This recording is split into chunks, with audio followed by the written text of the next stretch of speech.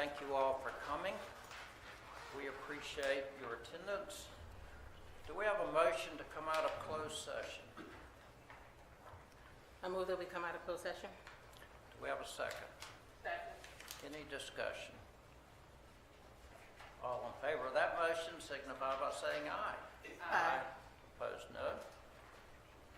Motion carries. Do we have a motion for certification? Whereas the Franklin City School Board has convened a closed meeting on this date pursuant to an affirmative recorded vote and in accordance with the provisions of the Virginia Freedom of Information Act, and whereas Section 2.2-3712D of the Code of Virginia requires a certification by the school board that such closed meeting was conducted in conformity with Virginia law, and now therefore be it resolved that the Franklin City School Board hereby certifies that to the best of each member's knowledge, 1, only public business matters lawfully exempted by Virginia law were discussed in the closed meeting to which this certification applies, and 2, only such public business matters as were identified in the motion convening the closed meetings were heard, discussed, or considered. Thank you, Ms. Council. Do we have a second? Second. Any discussion? All in favor signify by saying aye. Aye. Opposed, no. That motion carries. Again, welcome everyone. Would you please stand for our Pledge of Allegiance? I pledge allegiance to the flag of the United States of America and to the republic for which it stands, one nation, under God, indivisible, with liberty and justice for all.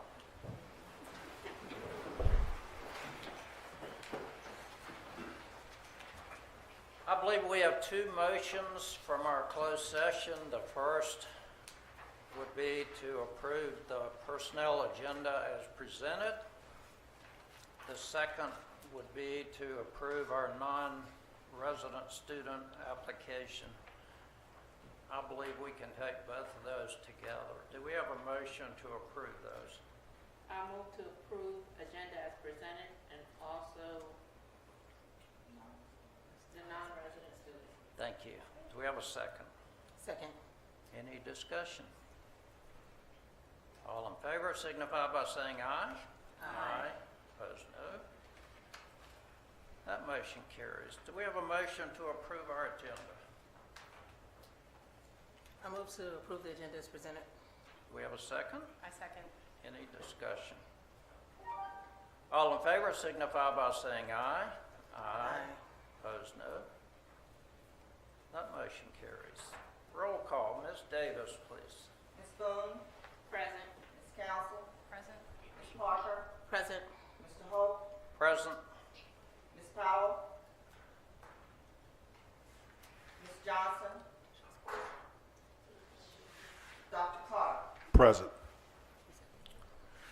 Thank you. Moving along, item 3.1, our school board regular meeting minutes for October 19th, a second reading. Do we have a motion to approve those minutes as written? I move to approve of October 19, 2023 minutes as presented. Do we have a second? I second. Any discussion? All in favor signify by saying aye. Aye. Opposed, no. That motion carries. Item 3.2, VSBA policy changes, second reading.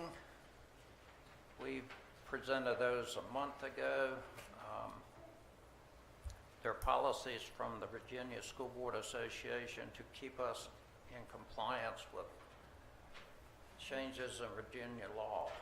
Do we have a motion to approve those as presented? I move to approve these as presented. Do we have a second? Second. All in favor signify by saying aye. Aye. Opposed, no. That motion carries. Superintendent's report. Dr. Carter.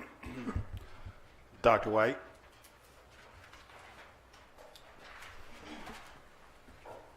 Thank you, Ms. Davis. Good evening, board, community. Tonight I have the pleasure of introducing Franklin City Public Schools Teacher of the Year.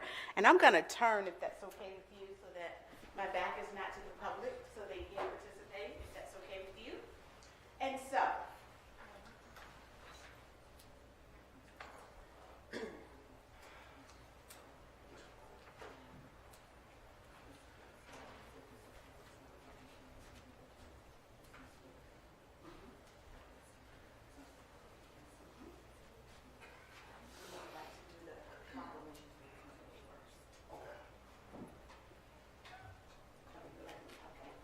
all righty, so proclamation for the principal. Virginia School Principal Appreciation Week.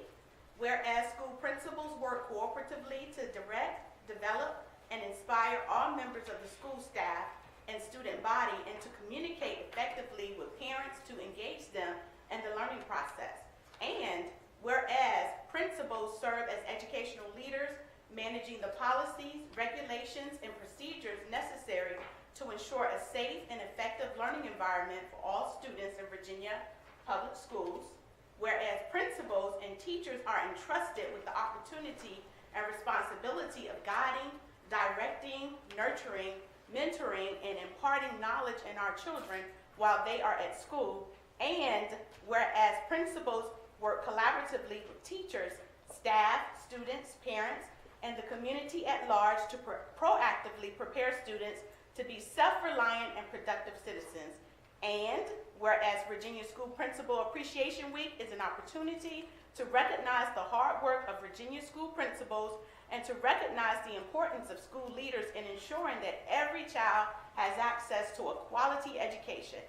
Now, therefore, I, Glenn Youngkin, do hereby recognize January 14th through 20th, 2024 as Virginia School Principal Appreciation Week in our Commonwealth of Virginia, and I call this observance to the attention of all of our citizens. Congratulations, principals. So at this time, we would like to call Mr. Phelps up to receive.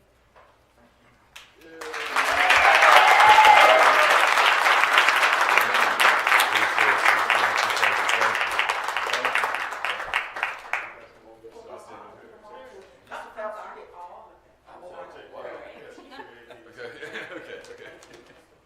All right, up next, we have Mr. Clark, who is principal at JPT.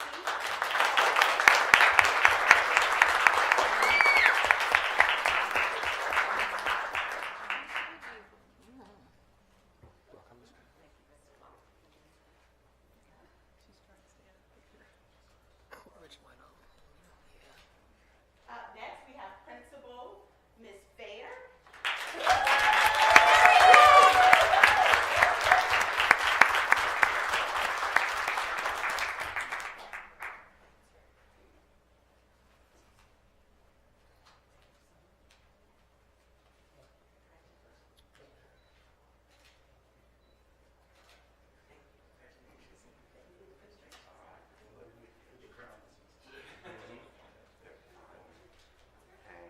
Very good. And nice one. Thank you.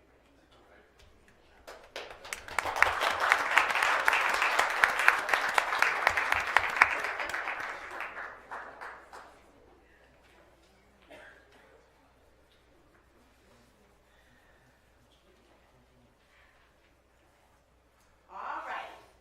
So now I have the distinct pleasure of introducing to you our Franklin City Public Schools Teachers of the Year. So for our elementary school, we have a Teacher of the Year, and then also for our high school. And then we will be naming our Franklin City Public School Teacher of the Year. So this particular candidate says, teaching is not merely a profession. It is a profound vocation that shapes minds and futures of individuals. As an educator, my philosophy of teaching revolves around creating a dynamic, inclusive learning environment that fosters critical thinking, instills a love of learning, and cultivates lifelong learners. I would like to introduce to you Mr. Jonathan Smith, Teacher of the Year for Franklin High School, and Mr. Phelps will come up with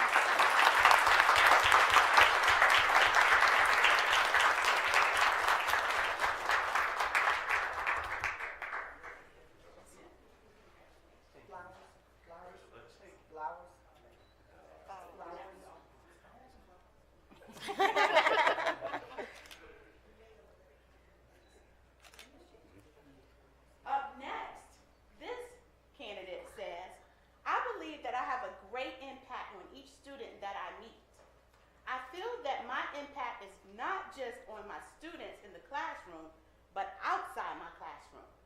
I feel that the most important thing to have when working with children is building relationship with every student. You cannot treat each student the same way. They are all unique in their own individual way. I have learned that if my students can trust me, they will do what is asked.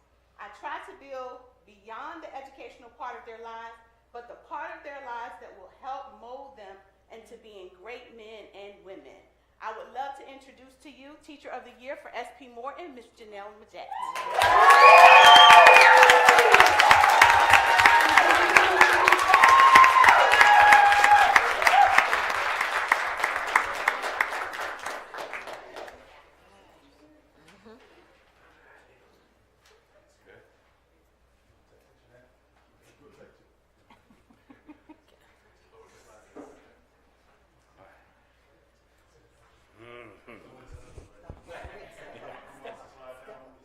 Yes, please. Simon says. She said no. All right, very fine. Good. Thank you. We would like to congratulate our runner-up Teacher of the Year for Franklin City Public Schools. This is Janelle Majette.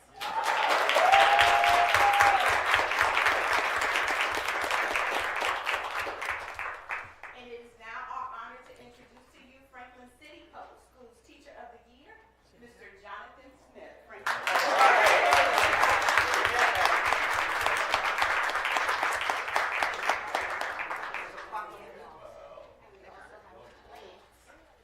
We also get flowers.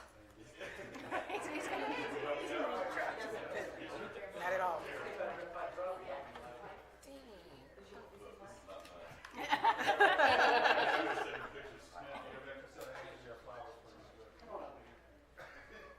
He's gonna need help. Ms. Smith, you've been called up.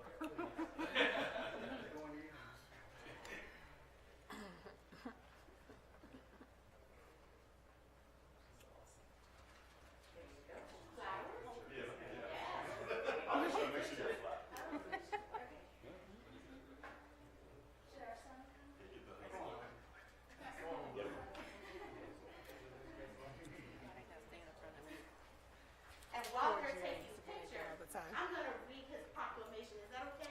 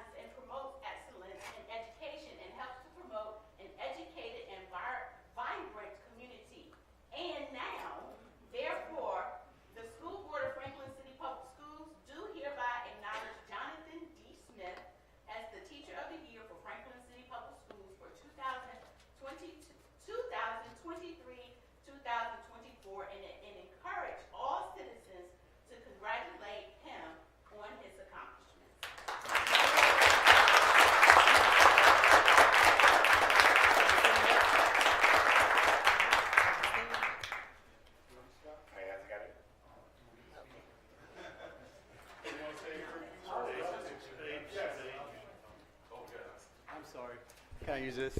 Yes. I really want to just first thank you for the honor, not the honor of winning these awards, but the honor for being a part of this community. I do not live in this community, but every day when I drive in, I see many smiling faces, kids wave me down. I just love being part of the Franklin community, and I really do appreciate y'all letting me be a part of this community. I want to thank Miss Majette. She's one of the sweetest people I've ever met. When I started new teacher training, she was right there with me, and just one of the sweetest, nicest people. And I enjoyed watching her the other day at the basketball game. Her son was killing it, and how proud she was. And I enjoyed her son, too, coming to visit me when he's not supposed to, but still tries to come every day. I want to thank Mr. Feltz and the school board. I appreciate your support and everything you've done for me. I want to thank my family that's here tonight that allows me to come here every day and supports me in everything I do here. But I just want to once more just appreciate and just tell how honored I am to be a part of this community and how much I enjoy being a part of Franklin City. Thank you so much.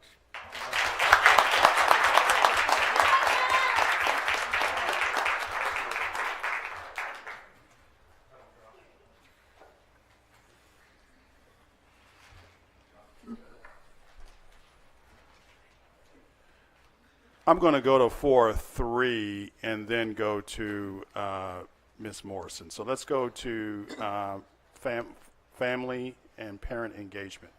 Dr. Ricks and Ms. Blue.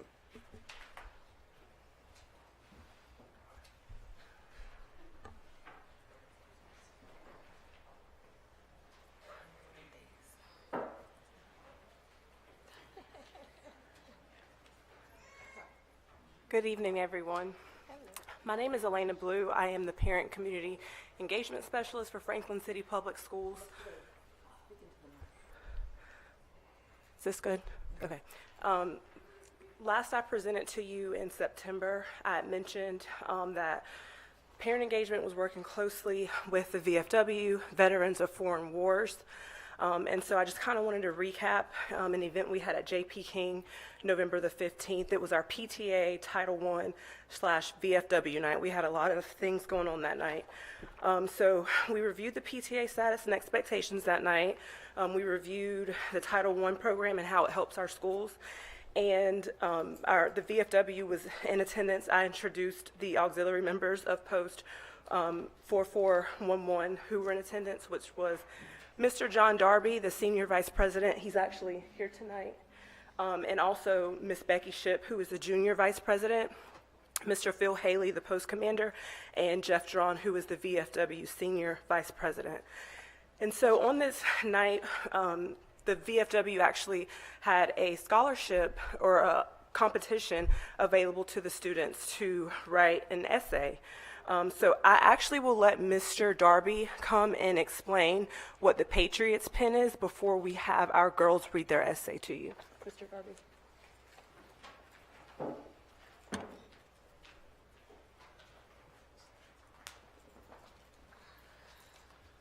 Thank you, Ms. Blue. School board, appreciate this opportunity. We at the VFW have a scholarship program for students of all ages from kindergarten all the way through 12th grade. What these ladies participated in was what we call the Patriots Pin, which is middle school. We still count it as 6th through 8th grade. We also have one for 9 through 12, but they were doing the Patriots Pin. We had one winner out of these, okay? Now, what they do is they write an essay and present it, which they were going to be doing that tonight, I understand. But they can win money toward their college, careers, things like that. In fact, the one from the 9th through 12th grade can win upwards at the national level of $30,000. But it's not as much for, middle school. But we're very pleased and proud to have these ladies to come up and actually participate.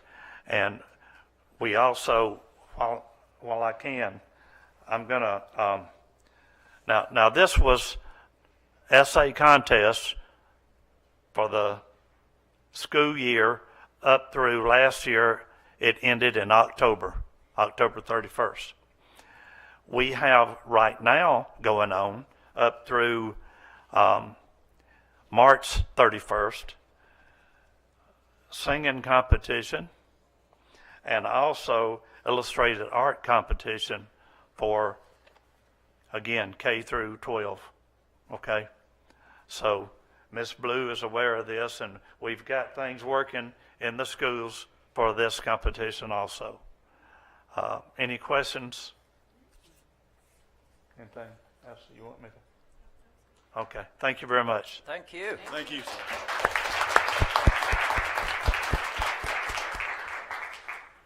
So I also want to just thank Mr. Clark, because whenever I mentioned the Patriots pin to him, he was very enthusiastic and allowed me to put the posters all over the school to get the girls to participate. And also Miss Watford, I'm not going to call her up, but just raise your hand so they can say, hey, she really worked hard with these girls. She worked hard with the girls, and I know she made contact with the parents to encourage the students to participate. That was the main thing. I wanted participation. You know, I'm like, you can't win if you don't at least try. And so thank you, Mr. Clark and Ms. Watford. So the essays were 300 to 400 words, so they're quick essays. I am going to allow the girls to present. They did an excellent job.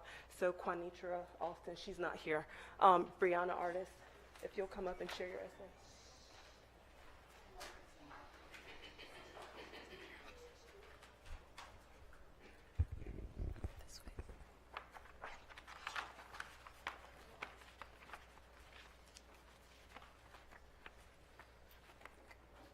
Good evening.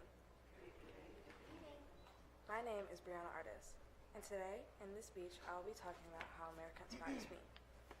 I will share what America means to me as a student, a citizen, a daughter, and aspiring leader to our great country. How does America inspire me? America inspires me because it's a place where I can call home, and a place where different races can live together as one. Sometimes I have mixed feelings about the people in America. A lot of bad things have happened the past few years, and we lost a lot of lives.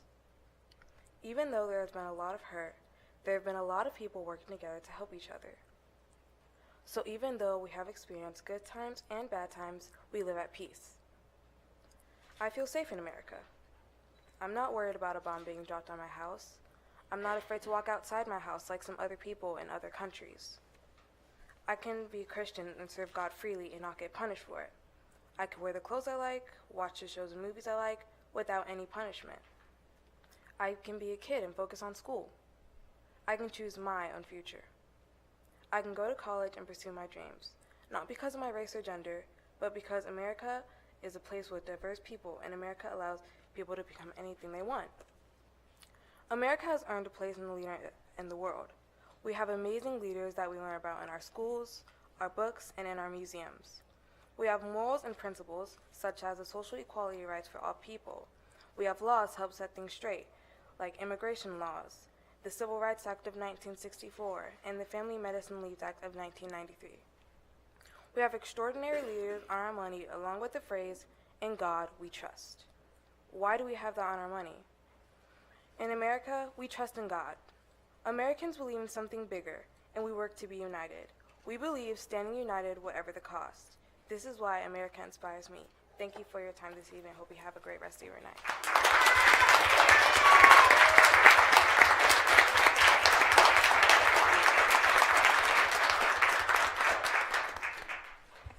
And please forgive me, I don't think that I mentioned the theme for the Patriots pin was for these girls to explain how they're inspired by America.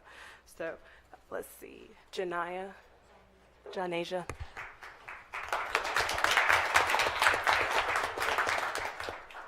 Good evening. Today I will be telling you how America inspired me. There are so many reasons to be grateful and humble. I appreciate the sacrifice U.S. soldiers have made to protect this land. Their bravery and dedication to all is more than an inspiration to me than anything. I wouldn't want to be a patriot in any other country other than the land of the free and the home of the brave. The ability to overcome in America inspires me to preserve and always have a comeback from unprecedented circumstances. Our country suffered devastating challenges when the pandemic struck, leaving so many of us worried and fearful of the future. People were sick and they could not be around others. Schools and workplaces were closed down. Our doctors and specialists worked hard to create the vaccines and boosters to get our country back to some normalcies. I never thought I would be a part of an experience like this. It taught me resilience and inspired me to admire such a beautiful place evolving from what appeared to be ashes.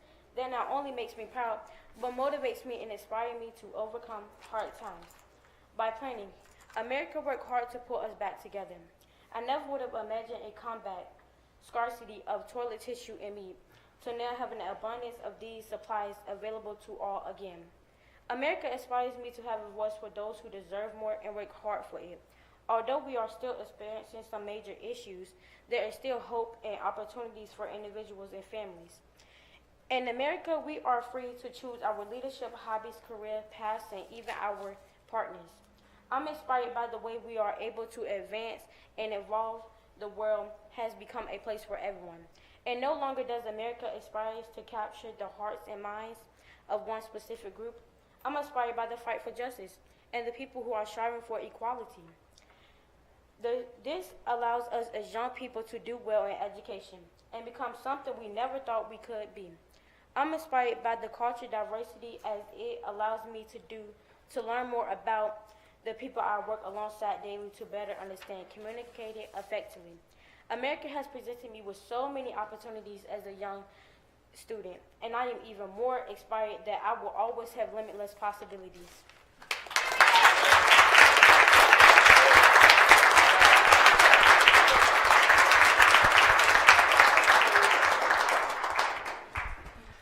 Mariana Dillard.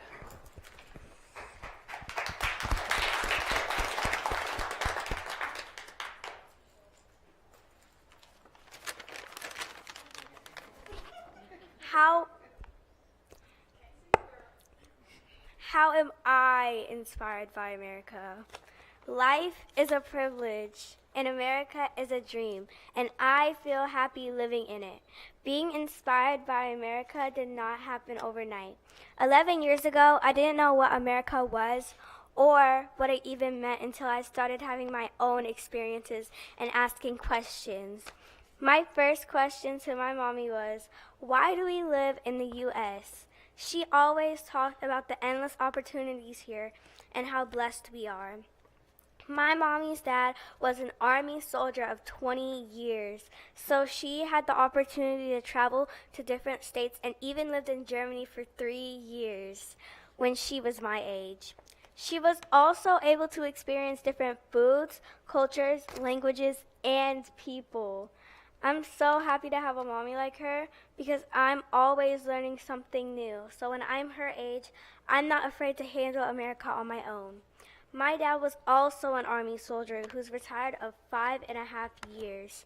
As you can see, my whole family has a military background that helped shape my life here in America. When I spend time with my dad in Kansas, I'm able to teach him new things I learned here in Virginia. He's so amazed at how well I speak with others and how I respect my elders. He's so proud of how I'm able to swim in the deep end of 10 feet.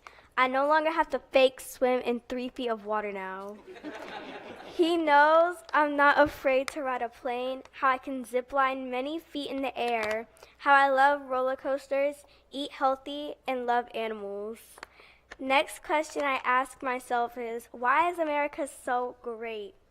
When I see people working, all the nice homes and buildings, how the homeless are helped, how my school is, how people respect each other, and the unlimited crab legs at Hot Pot 757.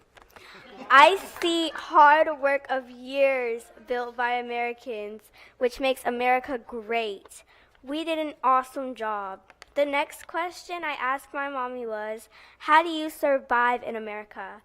She always will say to believe in myself, stay focused, and speak my mind respectfully. My mommy then flips the question and asks me, Why are you inspired by this country? I say because now I can grow up in a land of freedom and independence, which is America. Period.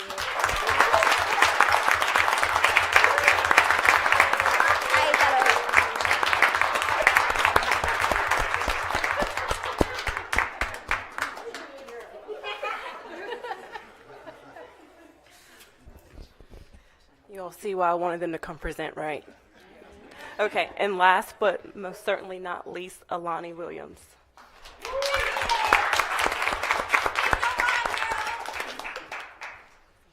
Good evening. My name is Alani Williams, and today I will tell you why America inspires me. America inspires me because it's an independent country with rights such as freedom of religion and freedom of choice, unlike other countries. America has faced many hardships, including the Black Plague, the Great Depression, inflation, and in recent times, COVID-19. But no matter what, American citizens keep their head up high and push along.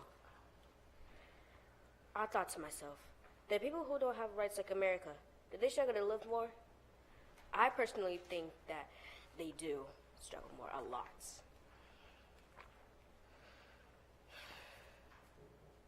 As time went by, women in other countries and other continents got stoned for not obeying specific gender laws that were put in place for them, which will never happen here because we have freedom of speech, and that's one of the reasons why immigrants are moving to the U.S.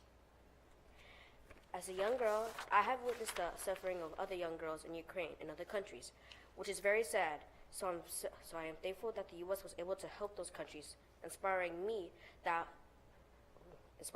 help others in need, and that I was born here in the United States of America. In the early days of America, racism and slavery was in progress. But is racism still in progress? I'll let you answer that. Now I wonder, is America really a perfect country like some say? Well, no.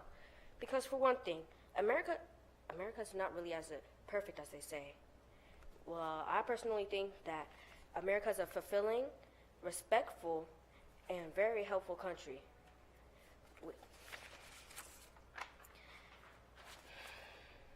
As the 50 United States of America, we have a Pledge of Allegiance.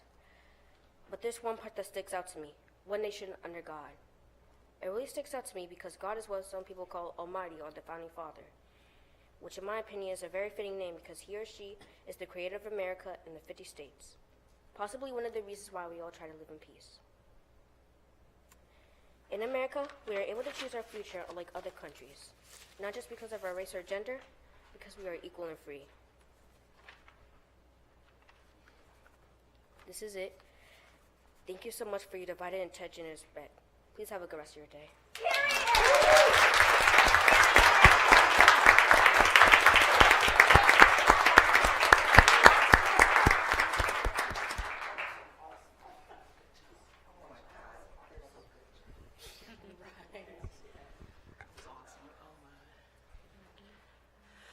So congratulations to all the participants. All of their essays were sent off to the national competition, but Brianna Artis actually won at the post level. So Brianna, will you stand up and everyone give Brianna a round of applause?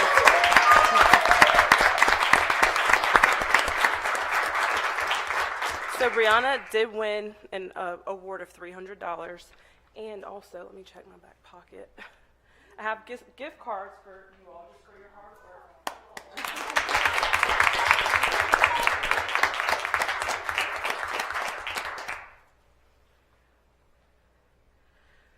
So really quickly, I do want to just announce that there are, as Mr. Darby mentioned, upcoming VFW auxiliary contest. There is a Pledge of Allegiance coloring contest, and that's for grades K through 5. Elementary age students will have the opportunity to learn the Pledge of Allegiance through an illustrated booklet that contains the pledge. The students will color the booklet, recite the Pledge of Allegiance, and those who complete the booklet and are able to recite the pledge will be recognized and receive a certificate. There's a National Illustrating America art contest. That's for grades K through 8. Students will express their patriotism through art using watercolor, pencil, crayon, ink, etc. on paper or canvas. The awards are broken down for K through 2, 3 through 5, and then 6 through 8. First place is a $100 gift card. Second place is a $50 gift card. Third place is a $25 gift card. There's also a national anthem singing contest. That's for grades K through 12, so all students are able to participate. A video solo vocal performance of the Star Spangled Banner.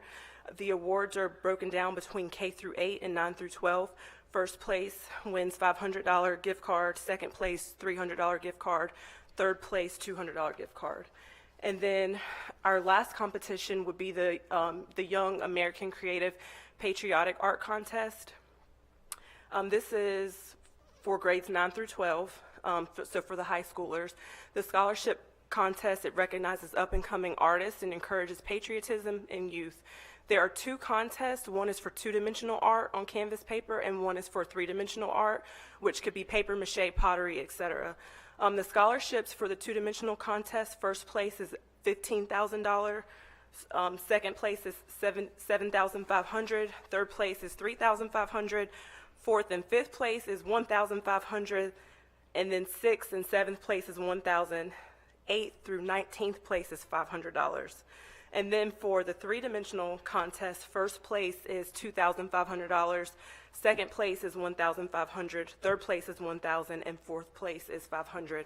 So I plan to speak with our school admin, Mr. Clark, Ms. Fair, and Mr. Feltz to get this pushed out.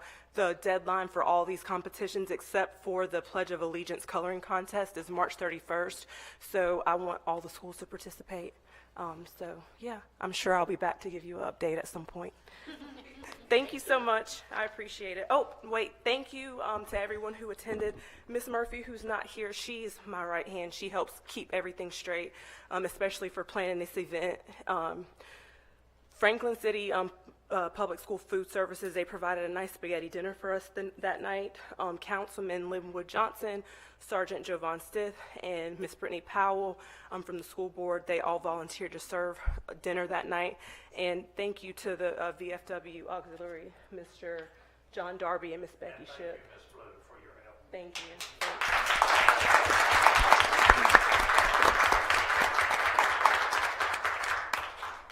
The great thing about this program is it touches so many people.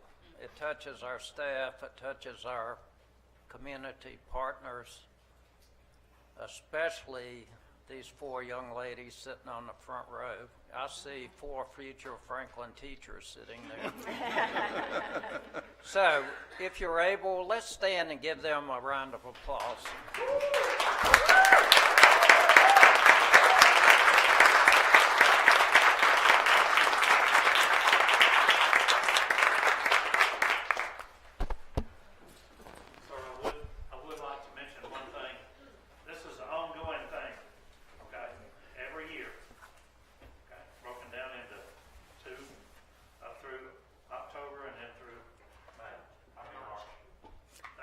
Thank you, Mr. Darby. All right, so I'm actually going to go to 4-5, and then I'll go back to 4-2. So, Dr. Walters? I'm going to go to 4-5, and then I'll make 4-2 last. Good evening, Board. So this evening I'll be sharing an initial draft of our proposed academic calendar for the upcoming school year. Just a few things that we have to consider when we are developing a calendar. The first is that we're ensuring our compliance with the standards of accreditation. So for the elementary and middle school grade levels, we're required to either meet 180 school days or 990 seat hours. And at the high schools are required to meet the 140-hour requirement in order to award credit for the course. Based on previous feedback that we have received from surveys from the prior school years, the 4-day work week has been effective in recruiting and retaining quality staff. So we wanted to consider that in the development of our new calendar. But we have also heard very loud and clear from our families and from the board that the instructional day is very, very long, particularly for our youngest learners. So those are really the two main feeds, along with maintaining compliance with the standards of accreditation, that were considered with this initial draft. So I believe that you have in front of you a hard copy of the proposed calendar, and just a few things that I'll point out. We'll continue to have 3 days of new teacher orientation in August, and then we'll invite our returning teachers to join them. We are proposing to start after Labor Day this school year, and maintaining the week off at Thanksgiving and the 2 weeks for the winter break. As a recovering high school teacher, I can tell you that it is important that we keep those days at the end of January. Those are sacred days because it allows teachers to close out one semester and prepare for the upcoming semester. So we wanted to make sure that we had ample time for our secondary teachers to do just that. Easter is very late next year, and so our spring break is proposed to be April 14th through the 18th, and our last day of school will be June 13th. Now, one of the things that you may notice when you look at the calendar is we don't have the half-day Fridays in our proposed calendar. What we're going to do is we're going to reclaim that instructional time, and considering that, still being thoughtful about how we can provide teachers with professional development. But it does still offer Wellness Fridays. It also, therefore, offers the opportunity for Enrichment Fridays, where we can continue to provide targeted assistance to our students who need that extra remediation or stretching for other enrichment opportunities. So some points to consider with this particular draft. We're not able to make any significant changes to the high school start time and end time. Even when we reclaim those Fridays and convert them from half days to whole days, we only have 81 instructional days for the first semester and 82 days for the second semester. So again, keeping in mind that we have to have 140 seat hours to award credit. This will only provide us with 8.5 hours for the first semester, and then 10 1/3 hours for the second semester. There are still some ideas that are floating on how we might be able to adjust with this, but again, we've just experienced a need to amend our calendar because of inclement weather. So we feel like it is important to try to plan ahead and provide just a little bit of a cushion if we can help it. For the elementary school, however, when we reclaim those Fridays, I'll start by saying, number one, elementary school students are in school for a very long time. That is more a product of operations than instruction, in full transparency, because our bus drivers are doing runs for the high school. They're also doing runs for the elementary school. So we don't have a large enough fleet where we can operate simultaneously. So we're having to accommodate the elementary school after we have accommodated the high school. That being said, when we change the half-day Fridays to whole days, and understanding that we already have a lot of bank time, we are able to shorten the school day by 40 minutes and still have a pretty significant bank of time when we compare the current school year to the upcoming proposed calendar for the school year. So those are just some points for us to consider. And again, this is not the final draft. But we definitely wanted to present you with a draft and let you know where our thoughts were, solicit feedback from you, solicit feedback from teachers, and the community members as well. And so that really is our next step. We'll be soliciting that information via survey. We're going to reconvene the calendar committee to take that feedback, synthesize it, possibly present a different draft, and have that prepared for you with the regular February school board meeting. But I'll be happy to answer any questions or gather any of your initial feedback just from this brief presentation. Can you just remind me, what is the start and end time for elementary right now, and then how it compares to the proposal? Yes, ma'am. So our instructional day starts at 8:20 and it ends at 4 o'clock. So when we adjust the calendar for next year, we'll have our start time would be 9 o'clock and our end time stays the same at 4 o'clock.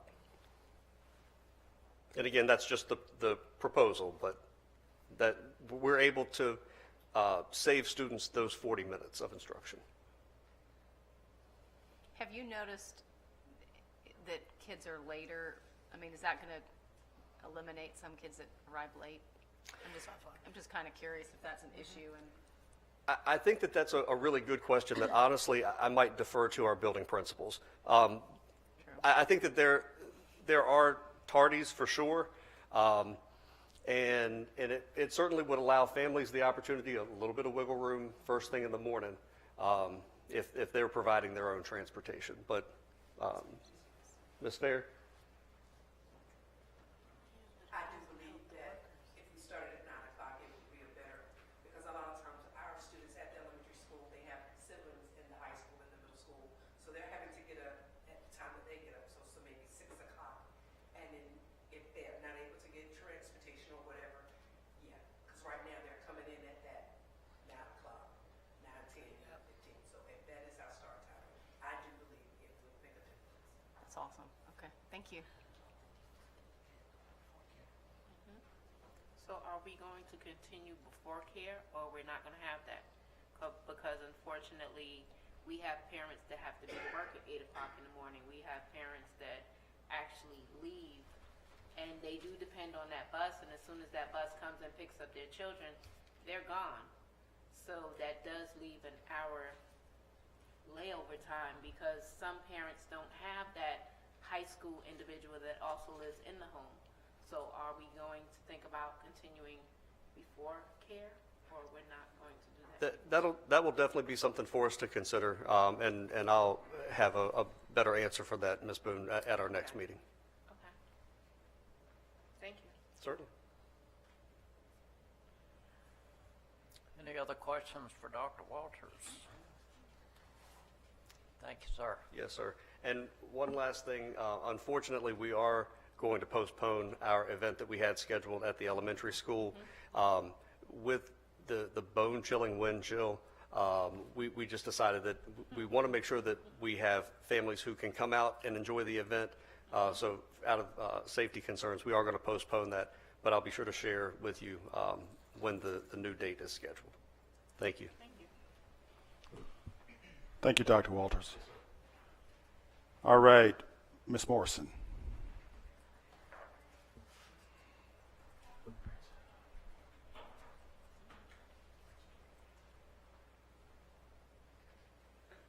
Dr. Carter, School Board, good evening. I'll be presenting this evening the December 31st, 2023 financials. We'll start off with the general fund. Obviously, 50% of the year has gone by, and we have brought in 43% of our revenue, and we have expended 45% of our budgeted expenditures. It does look like we are on a little bit of a lag in collecting our city appropriation, and that's just an entry that we record. And it does look like we're going to be a little bit high in maintenance and technology this year. Next slide. The textbook fund, not much activity. $5,900 has been spent so far. The nutrition fund, we are in a little bit of a lag bringing in our revenues, but our expenditures to budget are only 41% thus far. Federal grants, and this includes the roof. We've brought in 44% of our revenue, expended 39% of our expenditures. We have received the majority of the roof reimbursements so far. The one last request that I put in for, I think it was $169,000. We're still waiting for Treasury to send that to the city. And our overall total would be 42% of our expenditures spent. Questions on the financials? Okay. Next, I'll present the December vouchers. The next 4 slides represent vouchers paid in December.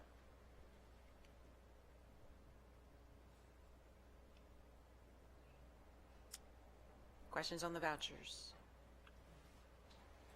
Okay. I do have 4 proposed budget amendments this evening, and should the board approve those today, they can go to City Council Monday evening. The first budget adjustment is to record the new updated Title I allocation. It came in $59,000 greater than our original allocation. I recommend that this budget amendment be approved. You can do them all together, Ms. Morrison. Okay. The second budget amendment is very similar, only recording our updated Title II allocation. We received $496 extra.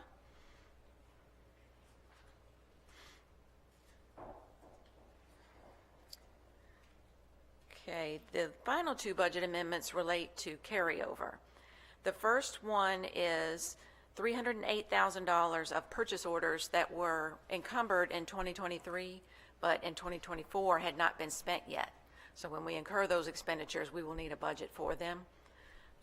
And so this would record that budget out of the carryover. And you're good. And the last amendment is the remaining $582,000 of that carryover. We would be requesting that for planned capital expenditures in year 24. It would be a portion of the SP Morton HVAC replacement, FHS auditorium audio replacement, and a diesel school bus. And so that would increase capital improvements $422,000, transportation $160,000. And that would be the remaining available carryover. I recommend that all 4 of these budget amendments be approved. I move to approve the budget amendments as presented. Thank you. Do we have a second? Second. Any discussion? All in favor signify by saying aye. Aye. Opposed, no. Motion carries. Thank you. Thank you. Thank you, Ms. Morrison. All right, last but not least, Dr. White. Good evening again, Ward.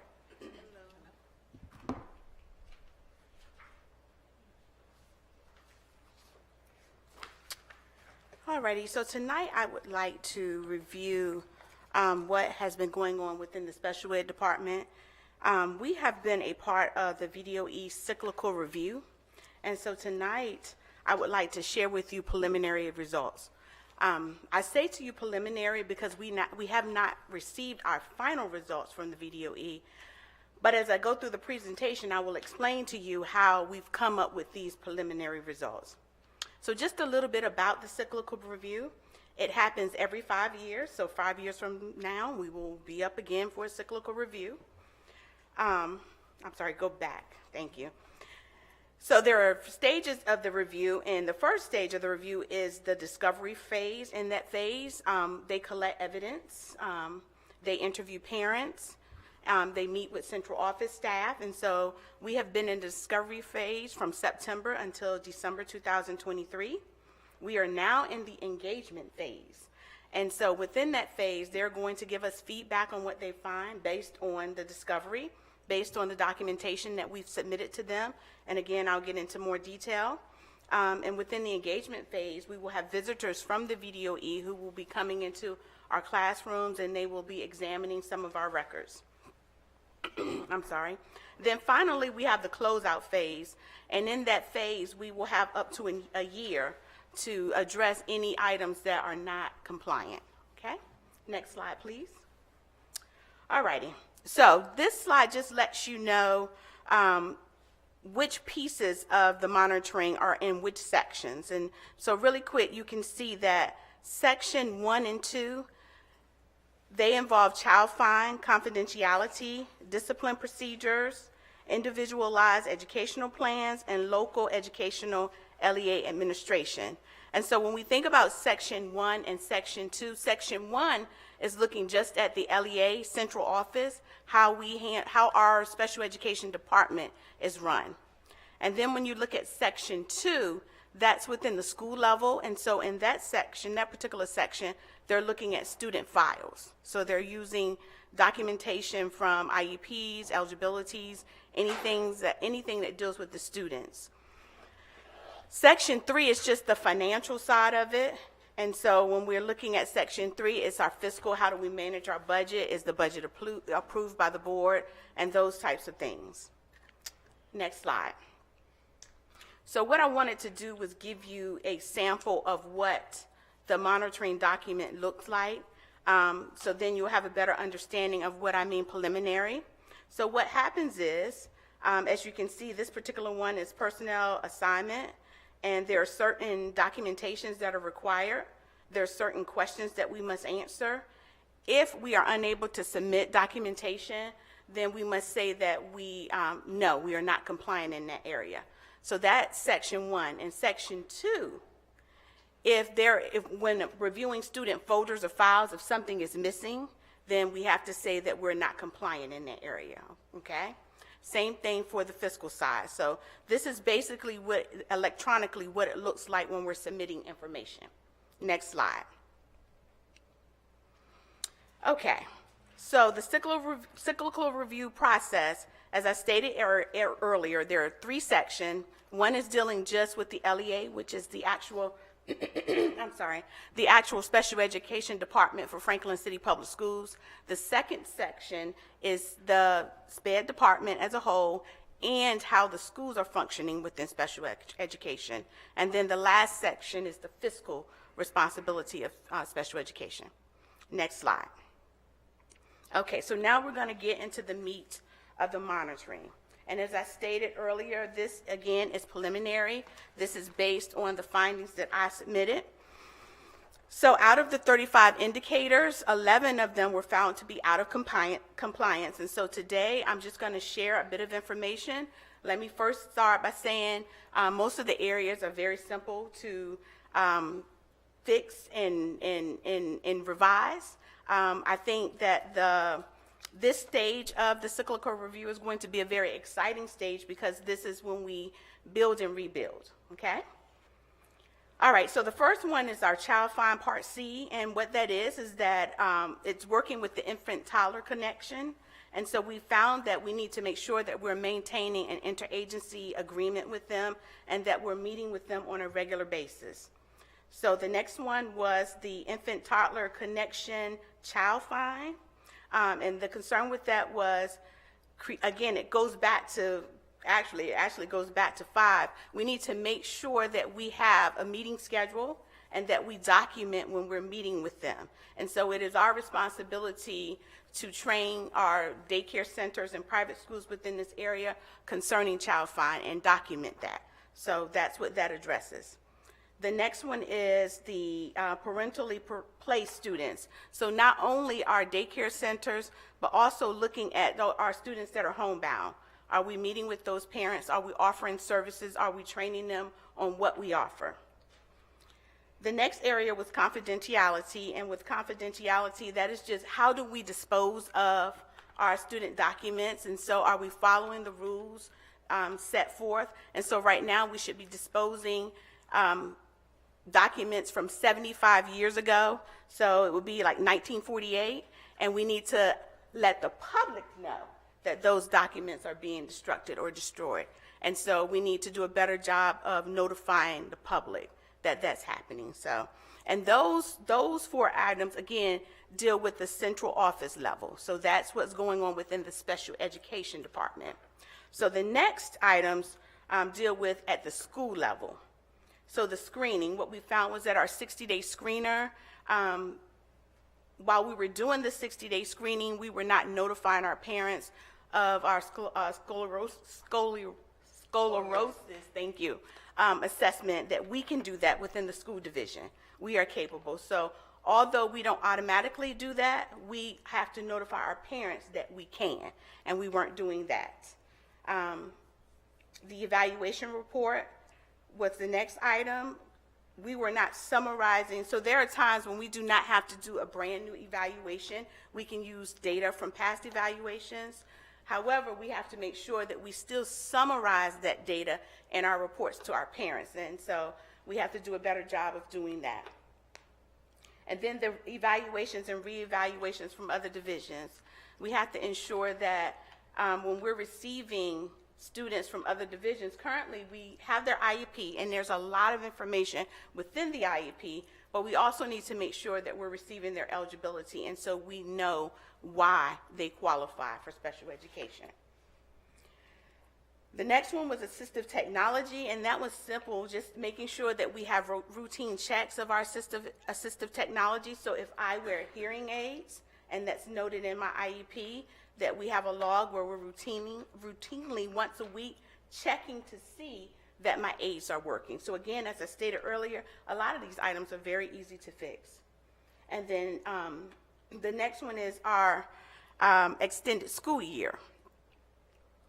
So currently, we were following procedures where we would note that Dwana needed extended school year, but we were not putting goals for that extended school year. And so we're putting things in place where our teachers understand if they state that I need extended school year right there on that IEP, we need to make sure that we identify why I need extended school year. What are my goals?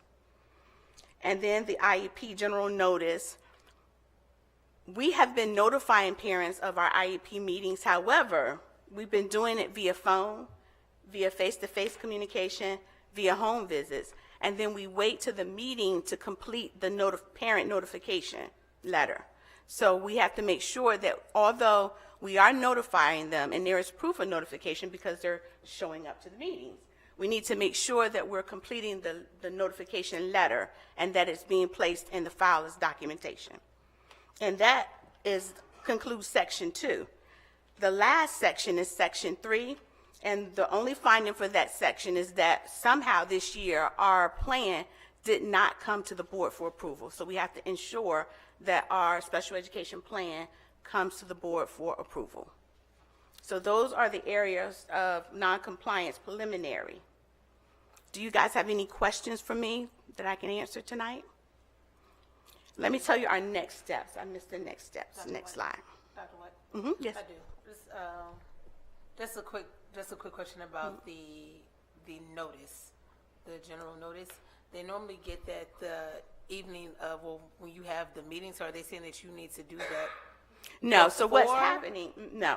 So what's happening is we contact you, and we contact you 2 weeks in advance. We have a phone conversation, or we visit your house, or you're dropping your child off, and we tell you, we're going to have this meeting January 28th. What's not happening is we're not going into our Virginia IEP and printing that notice and sending that notice. We are letting you know via conversations or some other kind of method, but we need to be sending the notice to you in Virginia IEP. And Virginia IEP can tell if the notice has been initiated, because you can't move on to the next thing until you do it when you're conducting the IEP. So what we noted was many times our notifications would be completed right there in the meeting. So we know that the parents are being notified because they're in attendance in the meeting, but we're not sending those notices out, and we have to start doing that. That is our documentation. Okay, so next steps. So we're going to begin the engagement phase. We're going to have on-site visits We're going to have walkthroughs, and we're going to have consultation sessions. We're working on a training plan for our staff because all of our SPED teachers will need to be retrained in the area of compliance. They will also need LEA training, which is our local educational agency, so training on how we function as a division. And then we're going to reorganize the special ed department to ensure future compliance. Again, of the 11, there was nothing there that required a significant change. And the other part that I wanted to highlight to the board was one of the things that they did commend us on was our parent interviews. Parents were very impressed with the service that they were giving and the helpfulness from the special education staff. So, you know, all in all, it was an okay audit. Any questions? And so my promise to you, as we start to rebuild from month to month, I'll come and give you updates on where we are with these compliance issues. Dr. White, was there a timeline that we Yes. all have to be back in compliance with these? We have up to a year after they issue the final results. Because again, these results are preliminary based on my findings, okay? So we have up to a year once we get the final results to be in compliance. Any other questions? All righty, thank you. All right, thank you, Dr. White. And that concludes my superintendent's report. Thank you, Dr. Carter. I'd like to ask my fellow board members to join me up front, please.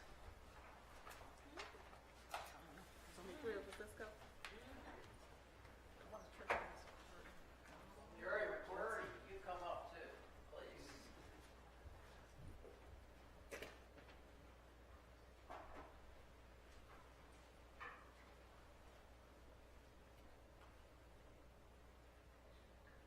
For those of you who don't know Jerry, he was a very valued member of our school board for 3.5 years. And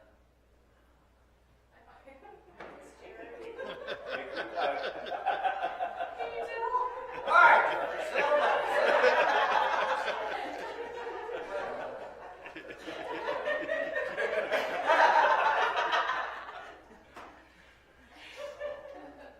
There's a lot of work school board members do that you don't see. There's a lot of reading, there's a lot of preparation. Jerry always came prepared. He always asked good questions. We really miss him. So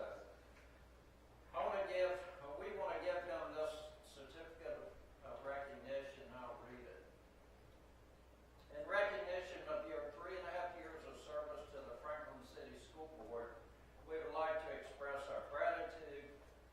Your dedication, trustworthiness, and hard work have not gone unnoticed. You consistently strive to honor the community's needs and desires of our schools, making individual decisions and standing by those decisions as a board.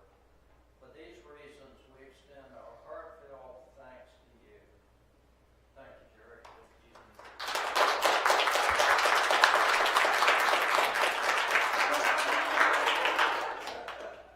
More love.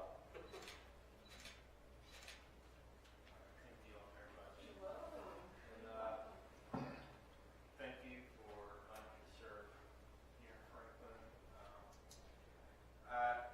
When I was a child, I grew up in Suffolk, and I've told a number of people this, and we would go a lot of times west, had to come through Franklin before the bypass, and I always thought I'd like to live in this town sometime. You know, I'm like 10, 11 years old at that time. Just so happened that things worked out. I moved here, 30 years later.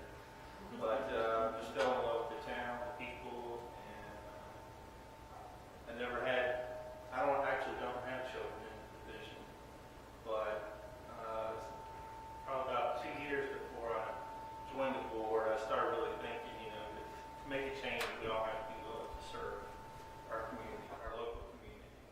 We were quick look for myself, speaking for myself, I had a quick look into Washington to fix our problems, or even Richmond. But it takes all of us in our local community to be involved.